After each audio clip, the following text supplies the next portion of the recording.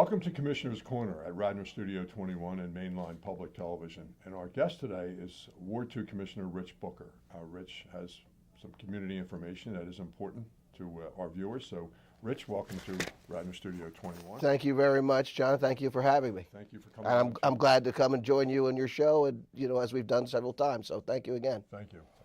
I guess the first thing we want to talk about is snow removal. Snow removal and the recent storms that we've had. These spring storms in Radnor have been very difficult on the constituents, and we've had a lot of power outages as well as trees down. And in my area, in the second ward, we had at least 4 different trees that were blocking the roads in my area. And I want to first thank our friends at PECO and also the township, as staff and our workers, for working with PECO to get those trees removed. Whenever we have trees that fall on power lines, we have some delay in getting those removed because we have to ensure the safety of the workers because of the power and potential electrocution risk. So we had several of those occur because of this heavy spring snow that caused several trees to come down and were blocking the roads. It caused a lot of power outages and a great deal of consternation amongst the community. And we had the resources of PECO were overwhelmed, and it was many different places around southeastern Pennsylvania with a lot of trees. So we had some delays in getting the people with their power restored. And my house was out for almost 4 days. And we had originally scheduled this for earlier this week, and I was out of power and said, John, I can't make it. So we rescheduled it for now. But my situation was very common amongst Radnor. And we had people that were out 4 and 5 days. But I wanted to thank PECO and the township and the staff and the township manager and Steve McNellis, Mark Dominic, and the police chief, Kyle Rulo, for their assistance in working with PECO, and for PECO and all their contractors and the township contractors for working together to finally get these things removed. But as I say, we were very impacted by the storm, and we had many people that were out for not just 3 days, but 4 days, 5 days, and more. And you even had a tweet that I saw about that people were out for 5 and 6 days, and how can that happen? And I agree with you. It was really too much. We have people who are elderly and also young people that go 4, 5, 6 days in the dark and the cold in the winter. We need to be able to remove these trees and to get people's power back on. So one of the issues that came up in my conversations with PECO and the township was, how do we coordinate this? And we need to come up with better processes for coordinating when a tree falls on lines. We need to ensure the power is cut off, that it's de-electrified and the wires are cleared or the power shut off, and then we need to get a crew in right away to remove it, and then have PECO come and schedule the replacement of the lines in accordance with their procedures. And basically PECO they go where there's the most outages. So if they have 20,000 people out, they focus there before they focus on 10 people in one development. And so we need to have that kind of tight coordination between the utility and the township and other emergency services to ensure that we eliminate the hazards and get the roads open, get the trees removed, and get people's power back on, so that we don't have 6 days in the dark. We can't have elderly folks for 6 days without power. And so what people say to me, well, did you go to did your people go to the warming center at the town? A lot of elderly people, and you know this, my parents, if you're 80 years old, they're not going to go to the township building as a warming center. Right. They're going to sit in their house and wait for the power to come back on and say, oh, we're okay. And I really was concerned that we were going to have somebody who really had a problem, and the roads would still be blocked, and the trees would still be there blocking the roads because people were waiting for power to be turned off. And your tweet, I thought, was very timely. How can we let this happen? And the day before that, before your tweet, and the days before, I had been asking the same question of our township. And we did finally get it taken care of. And I don't know of anybody that was injured, but 4 and 5 days without power I thought was outrageous. And one of my fellow commissioners, Ward 5 Commissioner John Nagel, starts attacking me for making a big deal out of this. And I just thought John Nagel was so callous and so uncaring. He was protecting the utility and criticizing me for joining with you in our shared outrage at this. And I thought it was very unfair. And John, I think, gets a pension from PICO, and so I think that his motivation was clear. But his attacks against me for advocating for my constituents and demanding that we get these things addressed, I thought was completely unfair. And I sent a copy of that, so you saw what that. I did see it. And it's just very typical. John will attack me instead of addressing and really being serious about solving the problems that we have and that the constituents have. And it's outrageous. Well, thank you for bringing up my tweets. I follow you. Thank you. Thank you. I follow you on Twitter. I didn't know I had that much of a following. Thank you. I have a lot of experience having worked with PICO over the years, and I have my own editorial I can make about PICO, but I won't. However, I will ask you this question. Do you think that PICO was prepared for the storm? I think that PICO was overwhelmed, the resources that they had, because of the nature of this storm, because of the heavy, wet snow and the spring storm. A lot of trees came down in the area, and PICO only has so many people on their workforce, so they rely on contractors. And I think that they were caught with not enough contractors and not enough people and not enough crews to address the very quick storm that we had. And PICO will say this was one of the worst storms ever. Third worst. Well, it wasn't, though. It was 6 inches of snow. Oh, and it was gone. The snow was actually gone and melted, and we still had people with power out for days. So it was a bad storm in that it was quick, the winds were high, the number of trees that came down was high, but as far as a bad storm, it's not in a typical hurricane or blizzard type of a class, but it was enough that it was overwhelmed the resources of PICO. And when that happens, my view is the township needs to mobilize its resources. And I liken it to this. If a tree falls and blocks the road and doesn't hit the wires in Radnor, we will send the public works crew out to chop the tree, remove it, open up the road. And what happens is if it falls on a wire, we don't do anything. We wait for PICO.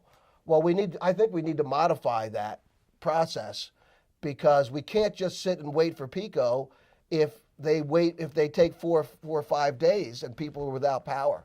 We need to work with them. We need to combine resources in a cost-effective way and share cost if we need to with PICO, with our staff that we have on site and on the books every day anyway. We need to make sure we utilize them 100% to open up the roads, to coordinate with PICO, to get the trees off of the lines, and then PICO can come in and fix it more efficiently. Well, that's something you should work with your fellow commissioners. And now that I have your level at... Except for obviously John Nagel is against working together and actually solving problems, but that's the nature of John Nagel. Okay. Well, now that I have your enthusiasm at volcanic level, let me ask you about Penn and the traffic conditions. It's something that this was actually in the suburban said Penn Medicine Plan okayed. So I guess you can address both issues. It is your ward. It is my ward, and we've talked extensively, and I've written copiously on this subject. But, you know, in this show with you, we've talked about this issue several times, and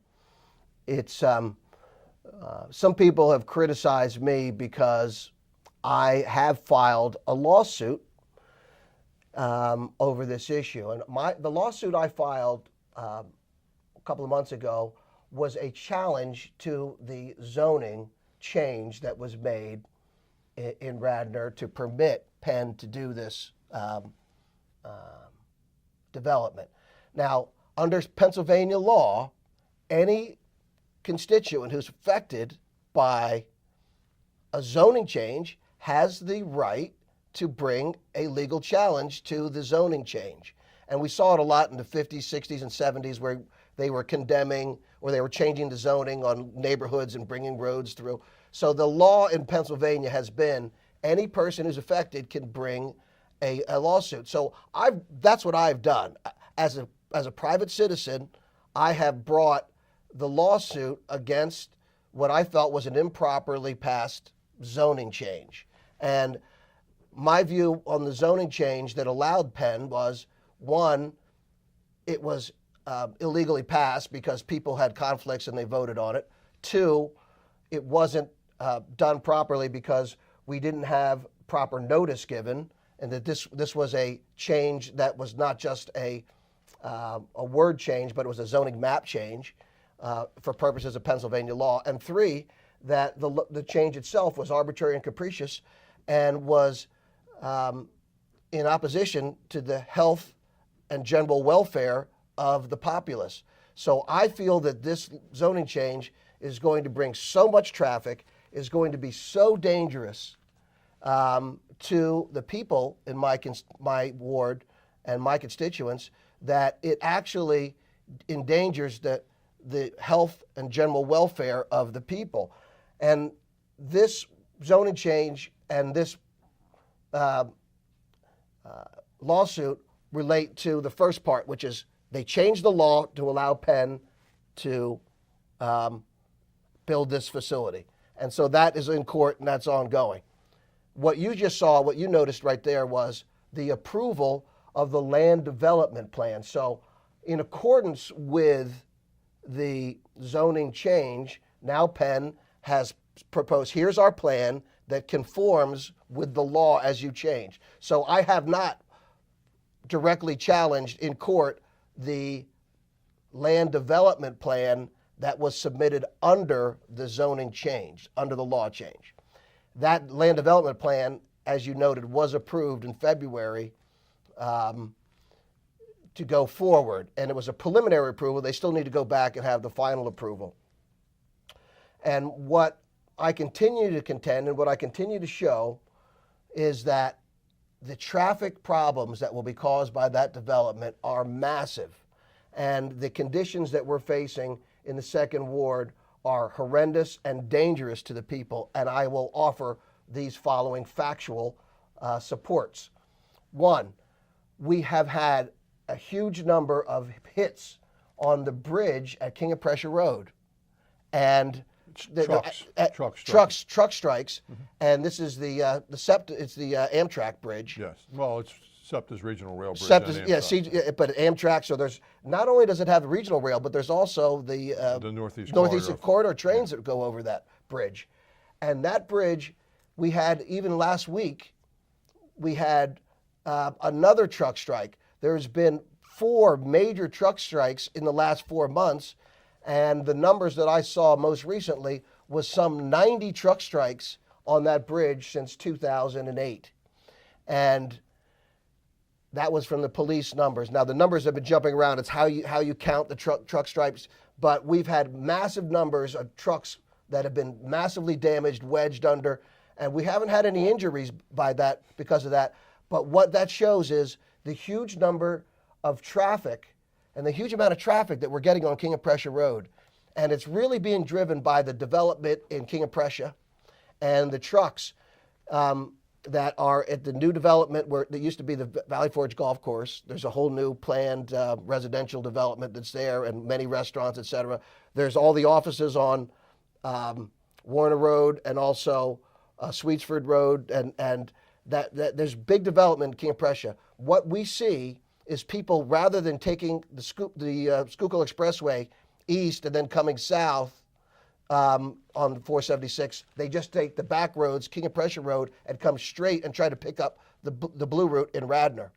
So we're getting an influx of traffic. We're seeing high pressure on that, and that's what I think is being evidenced by the bridge being struck so many times by trucks. There's higher and higher traffic. Now, one of the things that Penn has in their approval, they did a traffic study. That traffic study has using traffic figures that are from 2015 to just, oh, the traffic's not that bad. Look, here's our traffic counts. They last did those counts in 2015. And I raised it at the approval that you just referenced there, and I said, hey, Penn, you should do new traffic counts.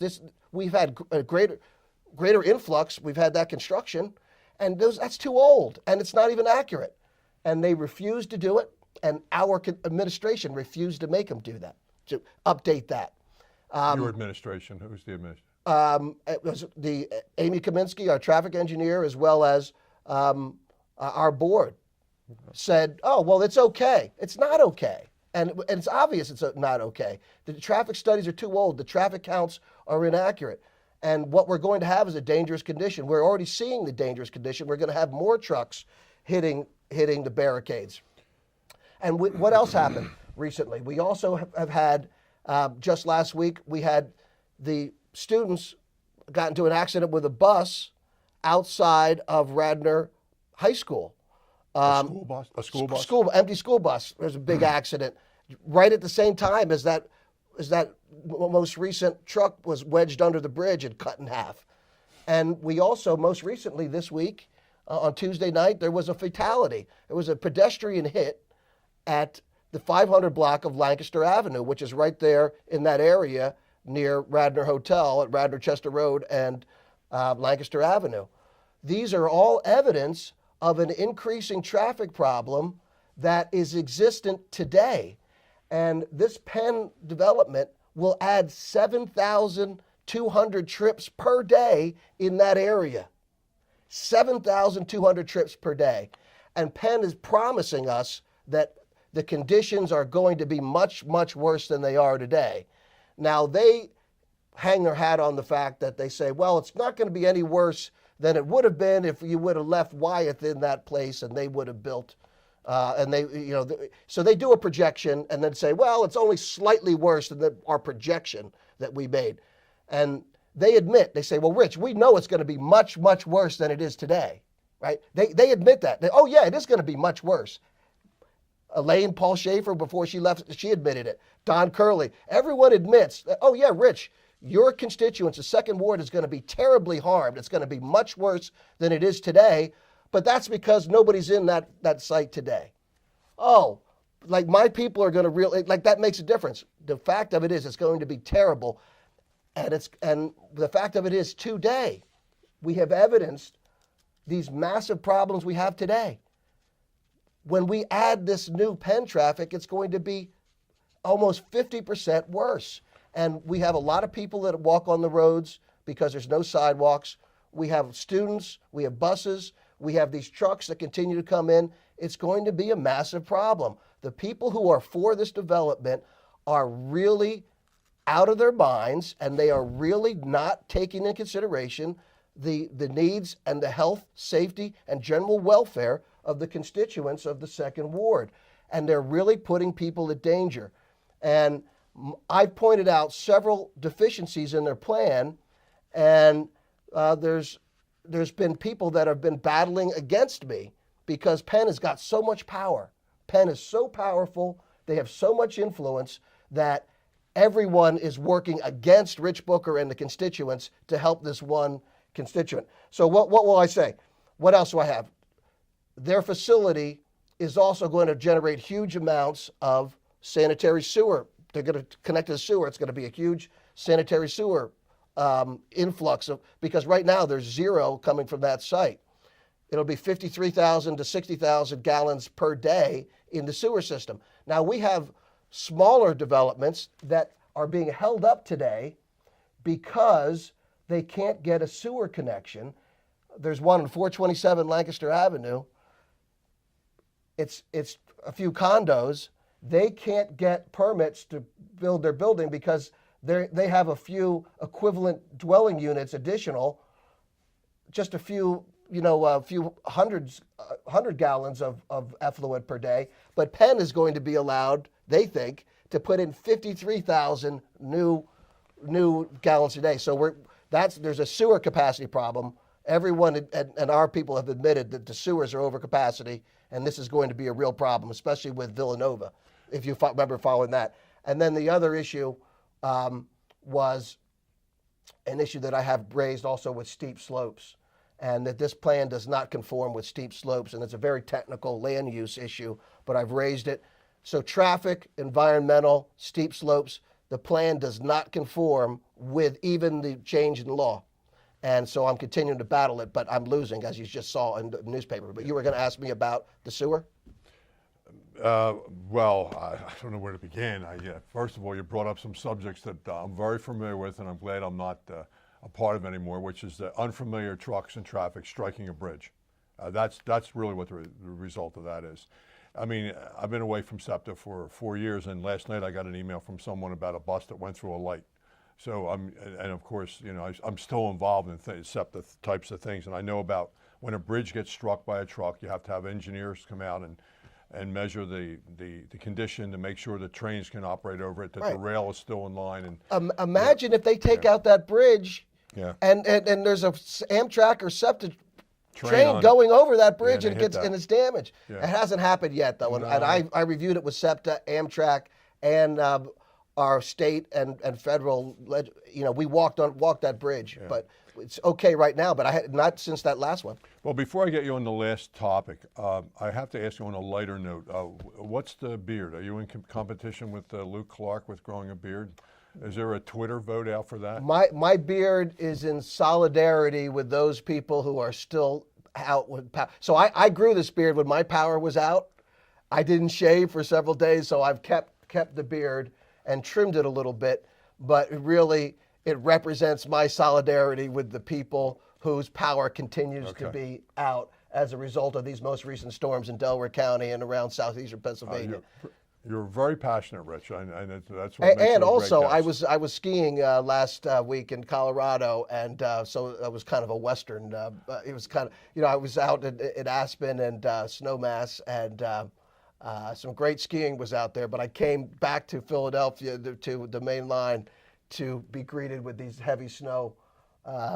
All you need is some chains. I know. I do Some need gold some. I do chains. need You some need gold some- chains. I know. That's what I'll I'm. give you I'm some looking- of mine. Thank you. That would be. Okay. Gold is very high Last price these thing, I want to days. ask you about redistricting. Right. So one of the things that has happened recently is the Pennsylvania Supreme Court has ruled as illegal the district boundaries as put in place since 2012 for our congressional districts in Pennsylvania. And it's funny because the Pennsylvania Supreme Court is made up of majority Democrats. So the majority Democrat Pennsylvania Supreme Court decided that the Republican drawn most recently, and everybody's drawn these over the years, but the most recent iteration of the district lines was gerrymandering and was improper. And if you remember, our district, the 7th, was kind of a U-shaped district that went kind of west out towards parts of Berks and Montgomery County, and included Delaware County and some other areas. And in any event, they've removed that and said that that's improper. And now Radnor is in what they call the new 5th congressional district. We're now the 5th. So we went from the 7th, now they're calling it the 5th.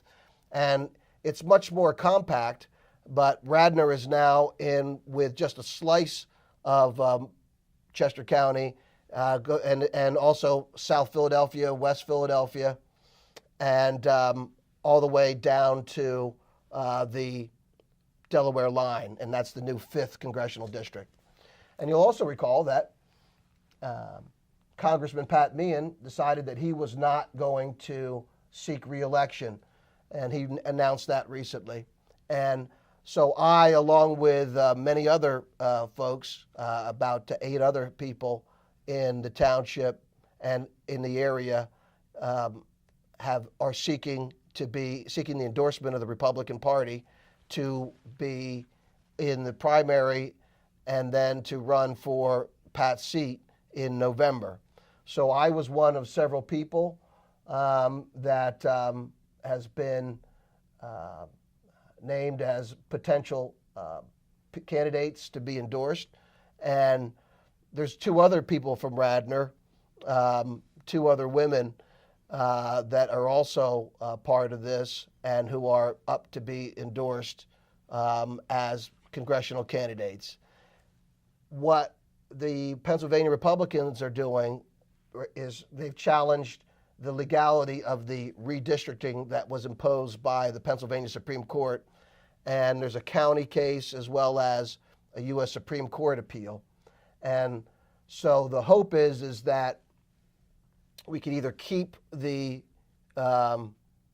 existing or the previously existing district boundaries, or that we could push the primary back and give everybody time, because there really hasn't been enough time to develop our campaigns and to put together our maximum effectiveness and resources. But by the 17th of March, the Pennsylvania, we expect to hear on these, at least preliminarily, on these cases, and that the county Republican Party will plan to do an endorsement by then. And I may be the endorsed candidate for the Republicans to be in the now 5th or the old 7th congressional district to replace Pat Meehan. It may happen, but I wouldn't bet on it if I was a betting man. Okay, all right. I think that the general consensus is that that this is the year of the woman, and that they seem to be looking for a female candidate to run to replace Pat Meehan from the Republican Party, and that's not me, But what I can say is that I'm the only candidate that has any political experience. The other candidates, all of them are novices, and as you know, politics is a contact sport. Politics is not theoretical. This is not the debate team. Politics is a contact sport. It's very rough, and I just hope that if I'm not picked, that one of the folks who really is ready for the knockdown, drag-out battle that it will be to try to retain that congressional seat and to try to maintain the majority in the House of Representatives for the U.S. Congress. Well, no one can be more passionate than you are. You certainly are one of the more explosive guests we get on here. Thank you very much, Rich. Thank you. Until next time we meet. Glad to see you. With Ward 2 Commissioner Rich Booker. This is John Ricciuti at Mainline Public Television and Radnor Studio 21. And don't forget to like and share us on Facebook and subscribe to us on YouTube. Don't leave home without subscribing to us on YouTube. Thank you very much. Thank you.